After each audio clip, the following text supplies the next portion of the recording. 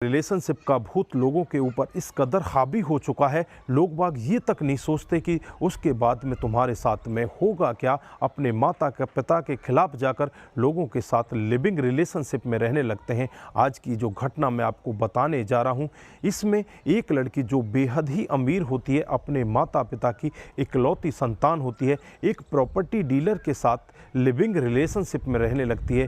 कुछ ही दिन का समय उन्हें साथ रहते हुए बीतता है, लेकिन कुछ ही दिन के बाद जो प्रॉपर्टी डीलर होता है उसे नींद की 24 गोलियां खिलाता है और 24 गोलियां खिलाने के बाद तकिया से उसका गला दबाकर उसको मौत के हवाले कर देता है।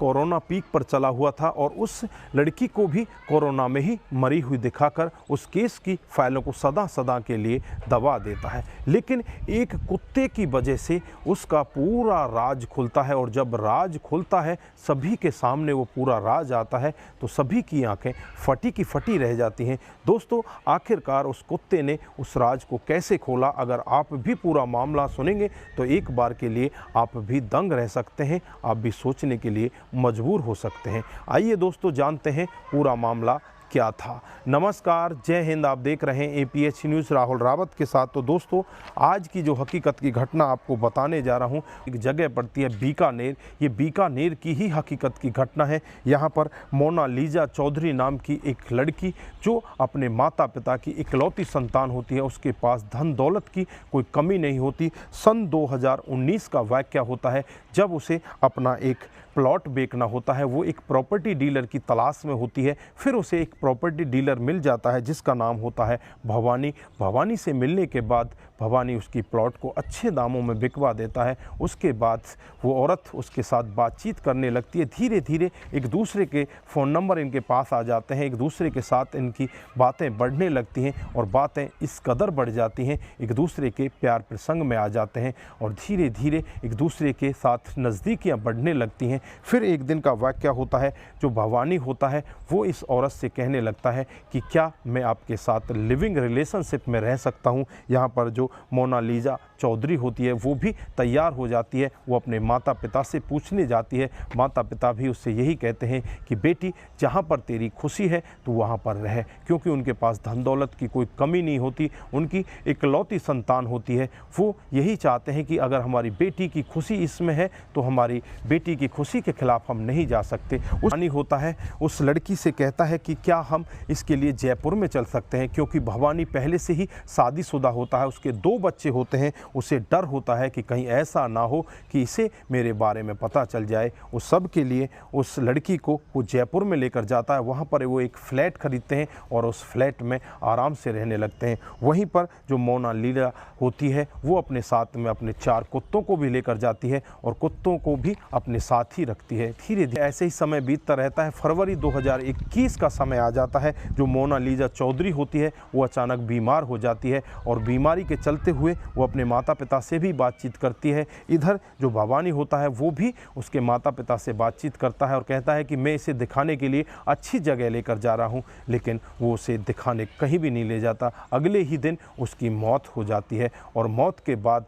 उसके माता पिता को बिना बताए उसका अंतिम संस्कार कर दिया जाता है और उसके बाद फिर माता पिता को बताया जाता है। माता पिता इस सब के बारे में नज़दीकी पुलिस स्टेशन में भी जाते हैं, लेकिन उस समय कोरोना काल पीक पर चला होता है। कोरोना काल के समय में इस सब पर गौर नहीं दिया जाता। माता पिता को भी लगता है कि शायद भवानी ने हमारी बेटी को मौत के घाट उतारा, लेकिन वो भी अब पुलिस कुछ नहीं कर पाती, तो वो भी चुपचाप बैठ जाते हैं और अपने घर पर ही रहने लगते हैं। जो मोनालिसा के 4 कुत्ते होते हैं, भवानी इन्हें लेकर मोनालिसा के माता पिता के पास छोड़कर आ जाता है और माता पिता उससे वहाँ भी बैठाकर उससे बातचीत करते हैं कि हमारी बेटी के साथ में हुआ क्या था। तो वो यही कहता है कि तुम्हारी बेटी बहुत ज़्यादा बीमार हो चुकी थी, मैं उसे दिखाने के लिए अहमदाबाद भी लेकर गया था, लेकिन वहाँ जाने से पहले ही उसकी मौत हो चुकी थी। कोरोना काल चल रहा था, इस वजह से मैं आपको बुला नहीं पाया, मुझे क्षमा कर देना। उसके बाद कुत्ते वहीं पर रहने लगते हैं और एक दिन ऐसा होता है, जो बूढ़े माता पिता होते हैं उनमें से जो उसकी माँ होती है लड़की की, वो बीमार हो जाती है और बीमार होने के बाद भवानी को बुलाया जाता है। भवानी से कहा जाता है कि इन कुत्तों को कुछ समय के लिए तुम अपने पास ले जाओ, जब हम ठीक हो जाएंगे हम वापस इन्हें अपने पास बुला लेंगे, क्योंकि कुत्तों की देख रेख हम ढंग से नहीं कर पाते। उसके बाद भवानी उन चारों कुत्तों को अपने पास लेकर आ जाता है और जेलीजा के जो माता पिता होते हैं जैसे ही वो ठीक हो जाते हैं, इधर वो भवानी से कहने लगते हैं कि हमारे कुत्ते हमें वापस दे जाओ। भवानी वहाँ उन कुत्तों को देने के लिए वापस चला जाता है, लेकिन वहाँ पर 3 कुत्ते देकर आता है और चौथा कुत्ते के बारे में जब उसके माता पिता उससे पूछते हैं तो वो यही कहता है कि वो एक फ़ौजी को मैंने दे दिया था, लेकिन उस फ़ौजी का कहीं ट्रांसफ़र हो गया है और उस ट्रांसफ़र की वजह से मुझे नहीं पता। उसके बाद जो बूढ़े माता पिता होते हैं वो आराम से रहने लगते हैं, लेकिन माता पिता का शक भवानी के ऊपर हमेशा होता है, लेकिन वो करें भी तो क्या करें।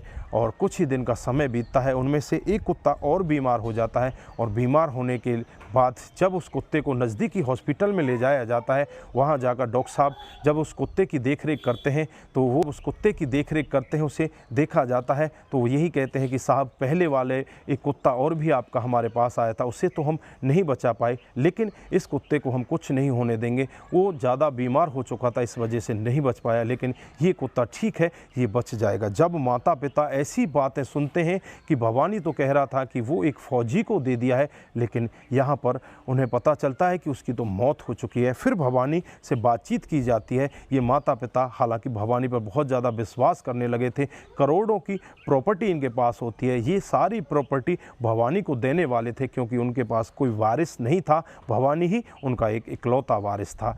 और फिर जब भवानी के बारे में हकीकत जानते हैं तो एक बार उनका दिमाग सन्न हो जाता है। नज़दीकी जो वहाँ के डीजीपी होते हैं उनके पास पहुँच जाते हैं और डीजीपी साहब से वो यही गुहार लगाते हैं कि साहब कोरोना काल फरवरी 2021 में हमारी बेटी की मौत हुई थी, हमें शक है कि हमारी बेटी की मौत नहीं हुई, हमारा जो दामाद बना हुआ है जिसके साथ हमारी बेटी रिलेशनशिप में रहती थी उसने ही हमारी बेटी को मारा है।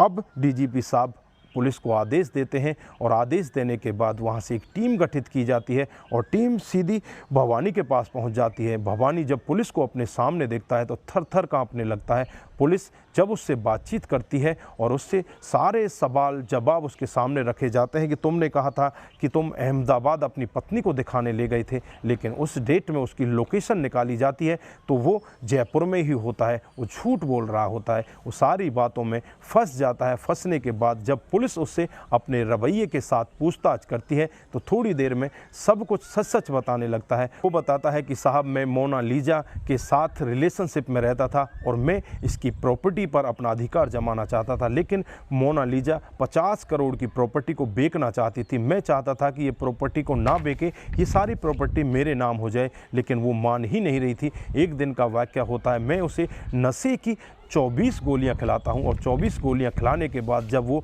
नशे में इस कदर चूर हो जाती है, उसके शरीर की हालत इस कदर बिगड़ जाती है, ना तो वो चल पाती है ना ही उठ पाती है।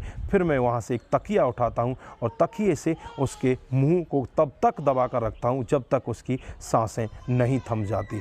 उसके बाद पूरा मामला सुनती है तो पुलिस भी पूरा मामला सुनकर दंग रह जाती है। वो यही कहती है कि एक व्यक्ति पैसों की लालच में किस तरह से पागल हो जाता है, जबकि वो इकलौती बेटी होती है, उनका कोई वारिस नहीं होता। अगर वो उसके साथ जीवित रहती तो सारा धन दौलत उसी का होता, लेकिन उसे सब्र नहीं था, उसे तो पहले ही धनी होना था। आज वो धनी होने की वजह जेल में पहुंच जाता है और जेल के अंदर पता नहीं उसे कितनी बड़ी सज़ा होने वाली है। दोस्तों, पुलिस तमाम धाराएं उसके खिलाफ लगा देती है और तमाम धाराएं लगाकर उसे जेल के अंदर भेज देती है। तो दोस्तों, यहाँ पर आप क्या कहना चाहते हैं? क्या जो अमीर घराना के कुछ लोग ऐसे हैं जो इस तरह के रिलेशनशिप में होते हैं, जो लिविंग रिलेशनशिप के नाम से जाना जाता है, क्या ये लिविंग रिलेशनशिप सक्सेस है या नहीं है सक्सेस? तो दोस्तों, इसके बारे में आपकी जो भी राय है एक बार कमेंट बॉक्स में ज़रूर दीजिएगा। दोस्तों, इस घटनाक्रम को सुनाने का उद्देश्य सिर्फ आपको जागरूक करना है, आपको बताना है कि हमारे समाज में हो क्या रहा है, हमारा समाज किस तरफ जा रहा है। तो दोस्तों, आज के लिए बस इतना ही। फिर मिलते हैं किसी नए मोड़ के साथ। तब तक के लिए आप अपना ख्याल रखें, अपने परिवार का ख्याल रखें, सतर्क रहें, सावधान रहें और ऐसे क्राइम को अपने आसपास ना होने दें। नमस्कार, जय हिंद,